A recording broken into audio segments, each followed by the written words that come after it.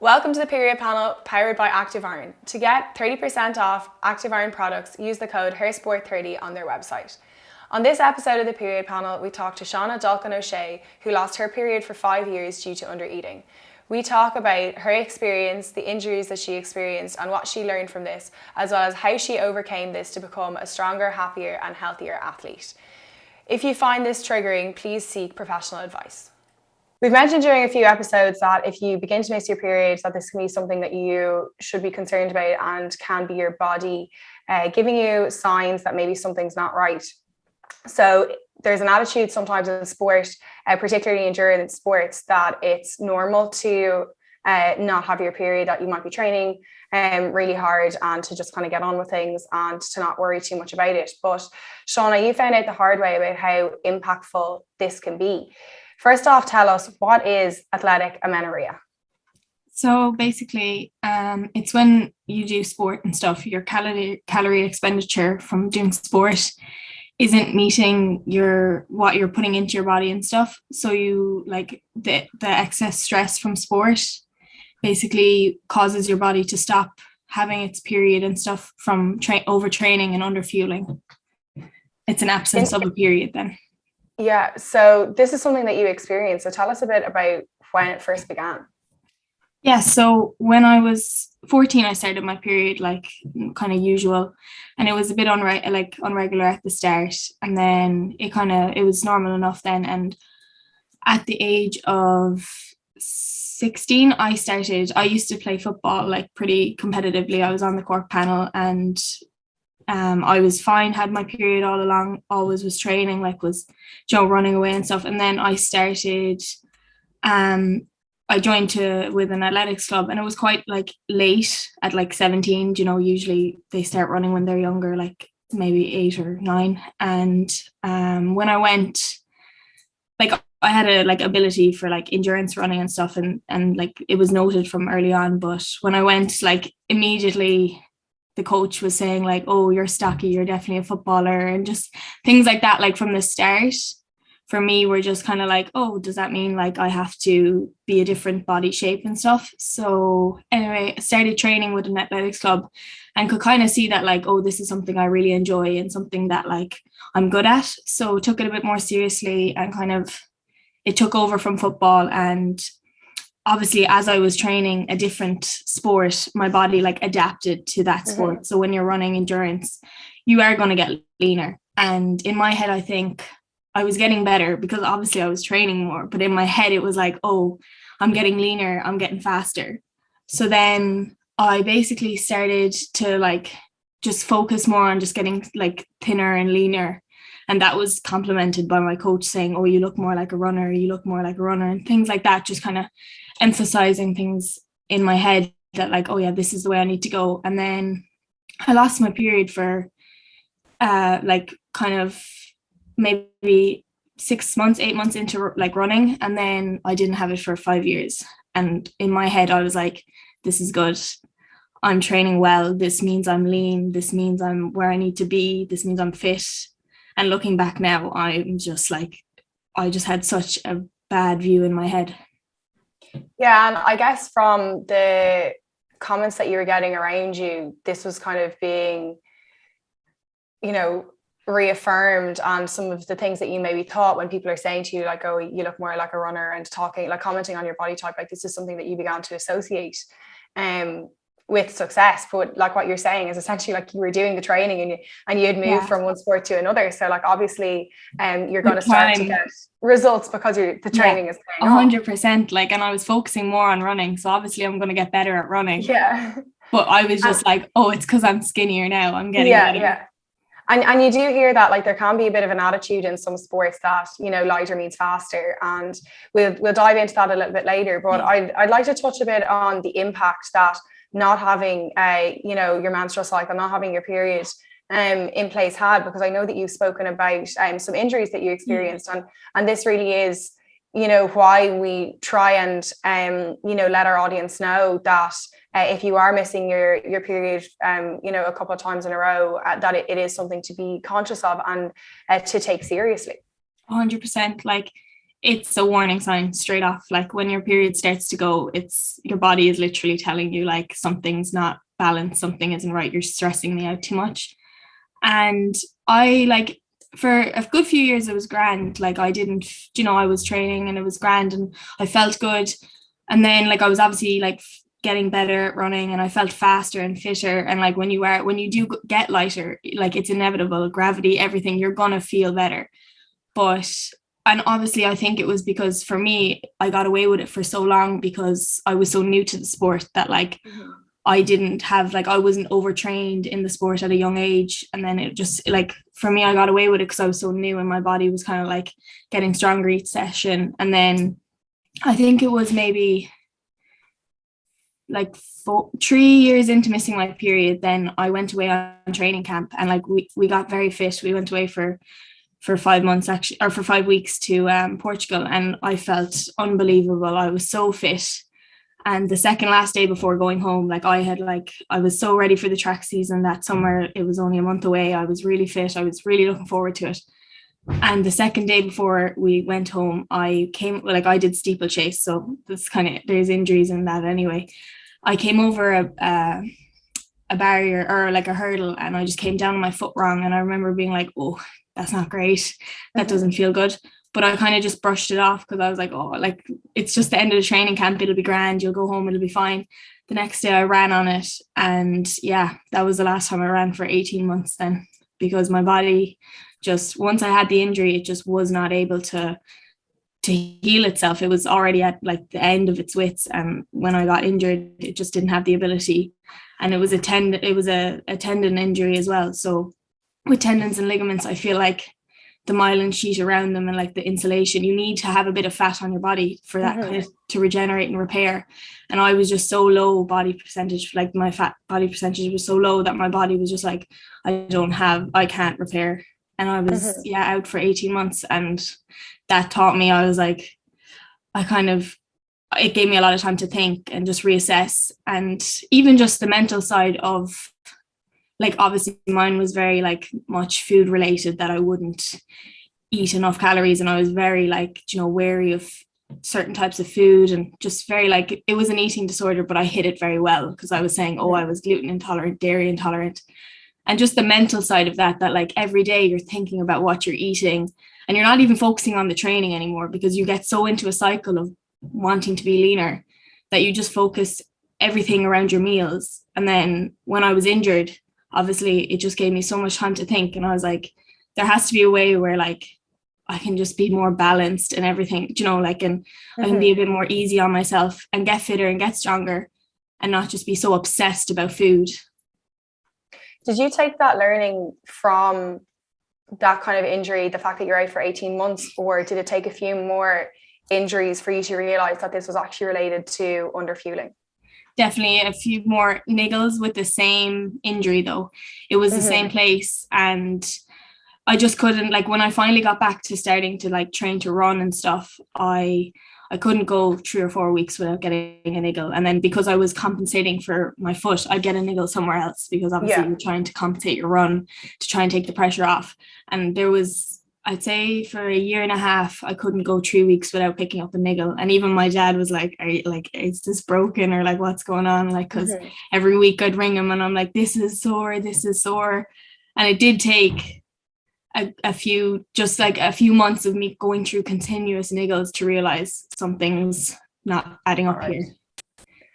And in terms of like, changing the sport and, coming into an endurance sport in that respect, and, you're talking about it and you've admitted yourself kind of on your blog about you were hiding an eating disorder. And, do you think that sometimes coaches realize the impact that they can have on athletes? And, obviously there's most athletes, like they want to continue to, get better and improve, but that, sometimes something like weight, it really is very dangerous. And the impact that it can have from obviously, losing your menstrual cycle, which can have severe impact, long after people have retired from their sport, but also the impact of injury. Like, do you think that they realize this, or how can we educate them more? Yeah, I'm not sure, do they realize how much they impact?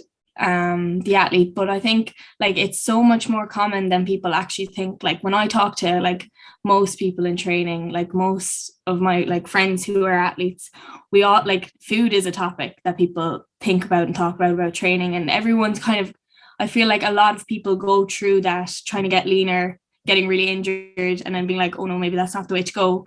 But then they go back and they start eating and they train right, and then they start getting faster, and then they start trying to get leaner, and it's just the same cycle over and over again. But I think like there definitely needs to be more education on like how to address the topic of like, because there is race weight and like there's things like that where like, you know, the physics side of it, there is actual like benefits to being a few kg lighter when you're racing for a specific time of, you know, the year when you want to be like racing, but you don't stay at that weight for very long. But I think addressing that kind of thing, there definitely needs to be like more education for coaches, because even when we went on training camps, like we'd have surveys, or even just any kind of thing you'd go to for athletics or anything, you'd have like a sheet of a survey asking you like your heart rate when you woke up, your sleep, like your hydration and everything, but it wouldn't ask you about like whether your period is regular or not. They just didn't like, and just as like heart rate, blood pressure, your period is a sign of health. So like if it's missing, that should be an indication, and they should have that on like surveys and questions and stuff to know that the girls aren't overtraining or like under fueling. And I know that like a few of my friends went on training camps and they would be weighed in front of everyone and things like that. Just as young girls is detrimental. Like it's just going to make them overthink things and try to get like, you know, lose weight and stuff. Yeah, no, certainly. And you know, with teenagers and young girls, like if there is any concern around weight, or if they, you know, do believe that lighter means faster, and it's getting better results, it can be very dangerous. And as we're saying, like it can be detrimental. And absolutely, like on these surveys, like that's like a, you know, hopefully something that coaches can learn maybe from listening to this, is that, you know, adding that to a survey could be really valuable information and could actually you know, help them foresee a problem before it comes too late. Because if someone's missing their period maybe for a couple of months, you might actually be able to intervene before it comes too late. And there are several injuries that you're then suffering from. Even if they know what phase of the month, like coaches should know what phase of the month their athletes are in. Because for me, like now, since I've gotten my period back, the first day of my period every few months, like I can't, like I'm not getting out of bed, like I just get hit like a bus, like. And my coach now is very good, James Walton. He'll like, he's always asking me, do you know how I'm feeling and stuff, and like we talk openly about like when I'm on my period and like when it's the first day. And if it's the first day and like he leaves it up to me and he's like, you know how you feel and see what you want to do. But if it's one of those days where I just want to be in bed with my hot water bottle, he's not going to be like, why didn't you train? He just is like, perfect, better that you did that. Tomorrow now you can ease back into it. And it's like I feel a bit better about it now when I have open communication and a coach that understands like that it's okay to miss a day of training if your body isn't up to it. Yeah, no, it is really important you know, to have that open relationship with coaches, to be able to discuss some of these things. And that's something that we're really trying to promote. You know, is that conversation between, you know, athlete and coach, but also among teams, like among athletes, to have this conversation, like to learn from each other in that as well. In terms of your period, like you're mentioning there, like a couple of years. So like how long was your period actually gone for? 5 years. Yeah, it was a very long time. And I went after, I think maybe after about 8 months of it missing at the start, because obviously when you've just gotten your period, like it's all new. And then I kind of like started missing it like soon enough after that. After about 8 months, I went to the doctor, and like at the time, like it wasn't the best experience, because obviously I was like a young girl and I just was like, I was scared of like food and gaining weight. And like he openly just said in front of me and my mom, no, she's just a teenager who is too picky to eat or something. And it was just very like traumatic, because I was like, even though he like highlighted that like I was kind of like disordered eating, he said it in such a blunt way, and I was so young and I was just like I just took it so wrong. And he tried to put me on the pill. And like for me, when I read up about the pill, weight gain was like a symptom, or like and a thing that would come from it. And I was obviously like trying to lose weight, and then the thought of just taking a pill that would just make me gain weight without any reason, I was absolutely against. So I think I might have taken it for a few weeks and then I just threw it in the bin. And after that, I was kind of traumatized to go to the doctor, because I was like, you're just going to tell me that I need to like eat and go to like just, or put me on the pill. And I was just not like, I wasn't ready to be told like straight out like that. Like, you know, they should have probably tried to go about it a bit of a better way. But looking back now, like I can kind of understand, like he was just trying to point out the obvious, that I wasn't eating enough. But it was definitely like, as a young girl, I was very traumatized then to ever go and seek medical help about it, because I just thought that it would be someone who was ignorant and would just tell me to eat. And it's not as simple as that when, you know, when you're so like trying to get better in your sport and stuff. And I think, you know, among doctors, sometimes there needs to be maybe a little bit more understanding around some of these topics, because other things that we've heard about, you know, athletes going to doctors and missing periods is that they sometimes write it off and say, oh, well, they're just training so hard, or they are an endurance athlete, and that's the reason why. And that's the part, you know, part of what we kind of said earlier in terms of, oh, that's normal because they're just training so much, and not to worry, when they actually do need to be more aware of, you know, perhaps if, and understanding, because like, you know, if people are training a lot in certain sports and that, like you're talking about, they're not fueling themselves properly, and, you know, sometimes doctors aren't always understanding of that, and that, you know, it really is important for them to understand when they are giving obviously their medical advice, that they can identify this problem sooner rather than later, before, as we talked about, you know, additional health problems, whether it's to do with you know, your menstrual cycle and you know, the future of you know, your periods, and even coming down to being able to have children and all that kind of thing. Like, it is really important. And then obviously the injury side of things as well.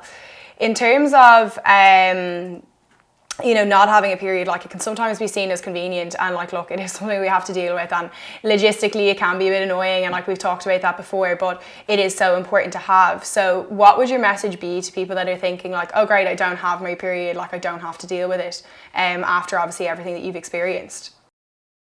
I was like, this is great, I don't have to buy any period products, I don't have to worry about like races, nothing. Like, I just went 5 years just not having anything, and I was like, I got so used to it, I didn't even think about it. Like, looking back, it's crazy. And now I felt that, like, at the time of not having my period, I definitely was like, my hormones were so low, and like I was just like, I wasn't as emotional and stuff. I was just very kind of like, and very tired in myself, and I found like I was just flat, like everything wouldn't faze me, like, whereas now, like, when I'm on my period and my boyfriend says one wrong thing, like the tears are coming out, like. But the long-term effect of not having a period is not worth the convenience of not having to buy products, or just maybe not having to worry about like, oh, am I going to leak or whatever. It's not worth it, because when I was in that boot and trying to get myself to walk again, like, there was mornings waking up where I couldn't put my heel on the ground for like months at a time, and it's just not worth it. When I look at the bigger picture, I'm like, if I just kept, like, when I was playing football, like, I ate everything. I was grand, like, I was, you know, training hard, but still, like, I was at a good weight, and like my natural body, like, I feel like it's just like, it's strong, like, it's, I wouldn't say stocky because that word definitely triggers me, but like, I'm a strong athlete, like, and I was at like my good weight, and I ate everything. And then looking back, if I could just have kept that up, I definitely feel like in athletics I would have probably gotten to a better level now. I'm not, like, in a way I'm kind of thankful for my journey, because it forced me to learn how to swim, and now I'm in triathlon, and I'm obsessed with the sport, and I'm like, you know, I'm improving every day, and I love the like challenge of like having to start swimming from scratch. Like, that was something that like was new, and like, oh, every day I felt like I was getting so much better because I was so bad at the start. Whereas running, like, you know, you're doing the same thing over and over again. But I still obviously can use running and triathlon my strength, like, so like I don't regret the way my journey ended up, because I obviously, you know, I made the best out of a worse situation, but it's not worth what you put your body through. And also just the worry about like having children and things like that. Like, looking back, like if I could have like told my younger self, like if this is the reason you can't have kids, like it's unbelievable, like this is not worth it, like because I absolutely can't wait to be a mom, and like I hope now, touch wood, that everything will be fine, but it seems to have like it's regular now, and hopefully, you know, you never know though. But things like that, it's just, you don't think about it when you're 16 and you're like, oh, I'll just start cutting out rice and pasta and this and that, and it's crazy the effect it can have on your body. Yeah, like obviously we're using kind of not having children as an example, but like there's so many other side effects that it can have on your body, and in terms of like your insides, we'll kind of say, and like the pain that people can experience, or other kind of illnesses that people can develop, and it really can be very serious. In terms of we mentioned earlier, in some sports, like around weight, lighter means faster, that kind of attitude, like how do we change that culture, and get maybe coaches but also athletes to reconsider their position on that? Because I think, you know, we've seen at elite level in lots of different sports, like there's lots of different body shapes, and you know, just because you don't fit the, you know, typical body shape doesn't mean that you can't be successful, you know, in a particular distance or a particular sport. Like how do we change that culture, because it evidently is so important?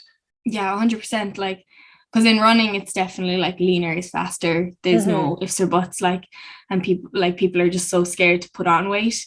And like obviously my first few coaches like just didn't realize the impact they were having on me as a young girl. And I was training with other girls, and like I'd witnessed them when I started getting skinnier, they stopped like coming at me about it and stopped saying like, oh, you're stocky, or oh, your legs are stocky and things like that. Then they started to like go to like the other girls who maybe didn't lose as much weight as me, and then if they might have if they were on a break and they came back, then they would be like, something would be said to them, and I was like, I would see that they would be picked on, and then I would be like, oh no, I can't put on weight because I'm just going to get the comments. But then when I changed sport, and because still when I didn't train, like it was even worse than when I was injured, I was extremely like afraid to eat, because I was like, I'm not even doing exercise now, I'm going to put on so much weight. And I find that people are like that too when they get injured. Your body needs to have calories to recover, but people just think oppositely. They're like, oh, I'm not training now, so I don't need to fuel. You need to fuel on recovery days, you need to fuel on rest days, you need to fuel, like if you're training, you need to fuel all the time for your body. Like, and then when I joined triathlon, I like started swimming, and obviously I was like not a great swimmer, and I was very like weak. Like I remember my coach at the time brought me up to the gym, and he was like, oh, like lift this over your head, like, you know, do like a press, and it was like a 5 kg weight, and I couldn't even lift it up past here, and I was like, my arm was shaking, and I was like, Jesus Christ. And then he was just like, exactly, you need to put on weight because you are weak as water and you will not be able to pull yourself through the water. And I was like, I just remember in the moment being like, sorry, what? Like put on weight? It was just so crazy. Like, and then I was like, it took me a while then, and he kept saying it to me because he knew obviously I wasn't just going to straight away be like, okay, yeah, I know about him. And I started like eating, and my body, like the first few pounds were really hard to put on because I think my body was just not used to like food going through it. And then after that, my body was like, you are probably like, this is probably like the famine times. Oh, sorry, 2 seconds. That's okay. This is probably like the famine times, so we better like store it all now. So I went up in my weight a lot, and I was a bit scared. I was like, oh no. And then when I started, like my running was kind of like hard because I was obviously had just put on so much weight, and I just felt so like sluggish, and I was like, oh, what am I after doing? Like I need to start, because I used to intermittent fast to lose weight, so I was like, I'll just do that again, I'll lose it. But like a little like this thought in my like brain was like, you're doing well, like you're doing good, come on, you've gotten this far, you've put on the weight, and like your life is so much more balanced, and you're happier, you've more energy, you can do other things than training, you can meet up with your friends without reading the menu beforehand 6 times to make sure you can eat there, things like that, where just like I was more relaxed and I focused more on the training, and like pushing myself in training wasn't as hard because I had the energy.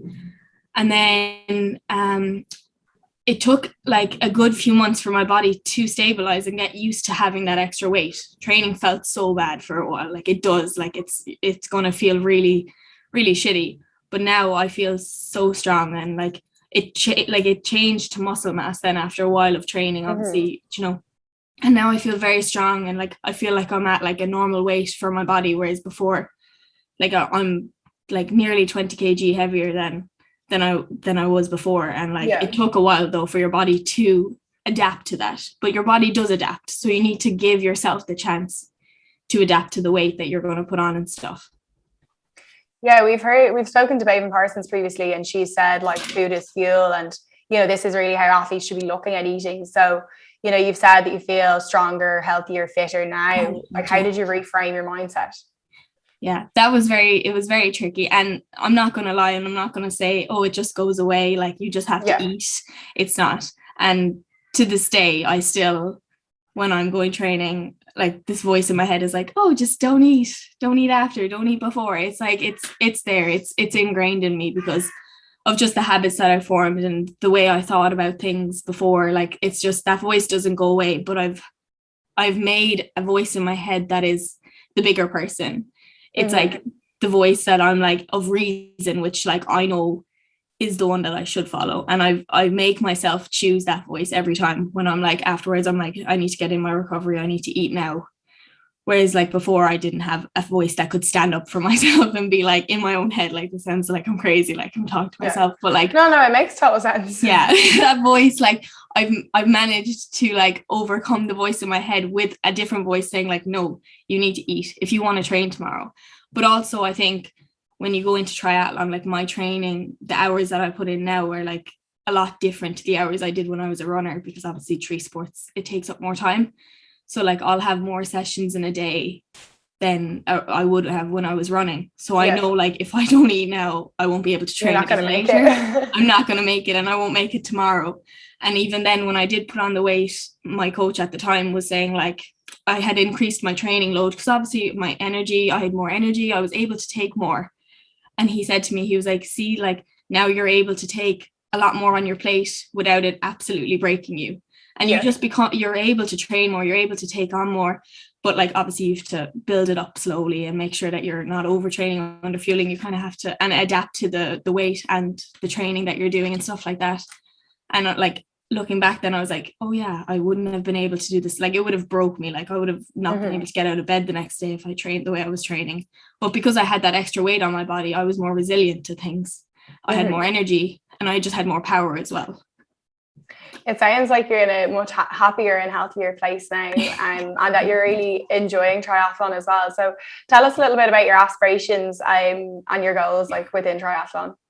Yeah, so definitely like I'm so much more of a happier athlete now. Like before, I was like I loved training before, and I loved like every part of my sport, but I was just, when I go home, I was miserable. Like I'd be thinking about food. I couldn't sleep because I'd be so hungry, or I'd be so like obsessed about like, okay, when am I going to train next? Because I have to plan my meal around it, rather than like planning like your meals around training. I was planning training around my meals, which is just so skewed. Like it should be the other way around. And then yeah, no, I'm definitely at a better place. But this, when I started triathlon, like it was very kind of like, ooh, is this going to be for me? Because I obviously came from like zero swimming, and it's like strong swimmers are good at triathlon because they come out first out of the water and they're at a lead. But I found that like towards like at the end of the race, like my running would pull me back in a lot. So I was like, if I can get somewhere with my swimming, it'll be good. And my boyfriend at the time was a high performance swimmer in UL. So he was like, I'll teach you. But he was so like specific about like the drills and the technique. But it was the best thing for me, because like he was like, you have to get everything right before you can start swimming hard. Like you can't get into the water. So we started like, if anyone watched us, like I was literally like learning how to float on top of the water, and it was just so demoralizing. Like there was like nanas passing me, like lapping me, like, and I was just like, I just kept my head down. I was like, just, this will be worth it. Like you're going to be good at this sport. Because I knew I always had an engine like in endurance and stuff, and I knew that like on tired legs I run well, so after a bike I would be good. And so then I spent like a year and a half to 2 years in the pool every day, really tried like to get better, and now my swimming's, it's at a decent level. It's not great, but it's better than it was, and it gets me like out of the water in a good enough position to be able to use my strengths, which are cycling and running. And then as for aspirations, so last year, obviously with COVID, I was hoping to go up to the Olympic distance, but all my Olympic races were cancelled. So I just focused on the sprint, because I was like, look, this is the way the season is panning out. And then all year, like, because the year before, which was my first season, I was coming like fourth in national series. And I was like, it's not bad considering it's my first season. Like, it's, you know, it's good enough caliber of athletes, and fourth isn't too bad. I'm not too far away from the podium. So like all year I was telling myself, you're going to make the podium at national champs, just make the podium. And then we went to national champs, but I was in wave 3. So there was like different waves because of COVID. So when I came into the finish line, I just didn't know like where I'd been. Like I was just like, yeah, it was a grand race. Like might have come like in the top 5 or 6. And then like I got called out coming third. And it was like the visualization of like every day in training, I was like, that podium. When it got hard, I would just think about that podium. And then it came, like literally it happened, and I was like, it felt like deja vu or something, because I had like thought about it so much in my head that it was actually happening. And I was like, is this a dream? Like, it was so weird. And then I kind of was like, when I came third in national champs, I was like, and I'm not in the sport that long, I was like, yeah, this is where I belong. Like, I feel like this is somewhere where I could do really well. And now this year I'm going to actually go up distance to half Ironman. So I'm doing Cork 70.3, and I'm hoping to qualify for world champs in that, and then see where that takes me. So yeah. So big goals anyway with it. Yeah, hopefully. I think I'll be better at the longer distances as well, because like even when I go out on like group rides and stuff, after like 3 or 4 hours on the bike, that's when I start to feel like, okay, now I'm getting into it. I can push, and everyone else is just done. Like, and I'm like, no, like, come on, we'll go for another 3 hours. They're like, no thanks, I've had enough. Yeah, they're like, we're going home. I'm just like, okay, fair enough. I've one last question, because obviously this is the period panel, and we always try to like offer advice to people and you know, learn from each other. So when it comes to triathlons and being a triathlete, like, what is your advice for people that are in the sport, or maybe coming into the sport, in terms of like the logistics of managing your period? Yeah, so with triathlon, the energy expenditure is huge, like with the hours that you're putting in, and people don't realize that. Like, so when I was a runner, like I never ate during training. All my training sessions were short. I wouldn't even think about food while I was training. Like, it was always after or before. Like, you think about your pre and post recovery and stuff like that. But with triathlon, like, you need to be like, if your session is long, like maybe longer than 90 minutes to whatever, it could be 3 or 4 hours on the bike, you need to eat. Like, you need to be prepared, and you need to first of all understand what works for you on the bike as well. For me, it's gels and like cereal bars and things like that. Like, I can digest fine, but some people find like gels are a bit hard in their stomach. But I see it like a lot of people don't realize how much fuel you actually need on a bike. Like, on a long ride on the weekend, if you're doing 3 hours, you should, like, if you calculate out the grams that you need per hour, you should be having at least a bar and a gel per hour if you're going for 3 or 4 hours, let's say.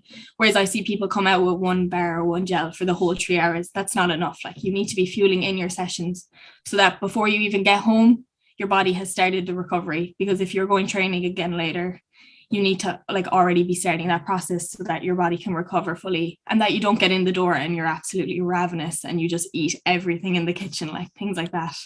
I think that's definitely a big piece of advice that I've learned. And in terms of like managing your period, so whether it's training or whether like, do you need to, you know, when you have your period, or is there certain times during the cycle that you need to make sure that you have additional fuel, or what would kind of be the advice there? Yeah, I think there's like certain times of your phase of your period as well where you like burn more carbohydrates and more. I use the Fitter Woman app, and it tells you like what phase you're in and what kind of fuel you'd be burning and things like that. So definitely, if you use tools like that to understand like, okay, maybe I should eat more like carbs today because I'm burning more carbs. And if you're doing a longer session, like, you need carbs and things like that. And then there's times where protein is like your main source and things. And definitely like when you're on your period as well, eating like sources of like iron and to replace, obviously you're losing a lot of blood and things. That's very important as well. Yeah, perfect. Thanks so much for sharing your story. I think it's really insightful and a really, good thing to be able to share with people so they can understand obviously the risks associated with losing your period, and not seeing it as something that's convenient, like understanding it. I think you're really, really honest. So thanks so much for sharing, and best of luck with the half Ironman. Yeah, no problem. It's not my period doesn't come on that day. All right. Thanks so much, Shauna. Thank you.